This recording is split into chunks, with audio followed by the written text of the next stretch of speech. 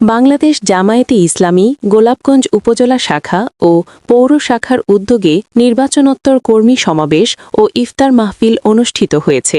গত বুধবার Golapganj MC academy মাঠে এই ইফতার মাহফিল অনুষ্ঠিত হয়। এই সময় জামায়াতে ইসলামী গোলাপগঞ্জ উপজেলা শাখার আমির আব্দুল আজিজ জামালের সভাপতিত্বে ও উপজেলা জামায়াতের সেক্রেটারি হাবিবুল্লাহ দস্তগীর এবং অ্যাসিস্ট্যান্ট সেক্রেটারি এহতেশামুল আলম জাকারিয়ার যৌথ সঞ্চালনায় প্রধান অতিথি হিসেবে বক্তব্য রাখেন সিলেট ৬ আসনের সাবেক সংসদ সদস্য পদপ্রার্থী মোহাম্মদ সেলিম উদ্দিন। ইফতার মাহফিলে বাংলাদেশ জামায়াতে ইসলামীর জেলা, উপজেলা ও পৌর শাখার নেতৃবৃন্দসহ সামাজিক ও বিভিন্ন শ্রেণীপেশার মানুষসহ সাধারণ মানুষের উপস্থিতিতে ইফতার মাহফিলটি প্রাণবন্ত হয়ে ওঠে।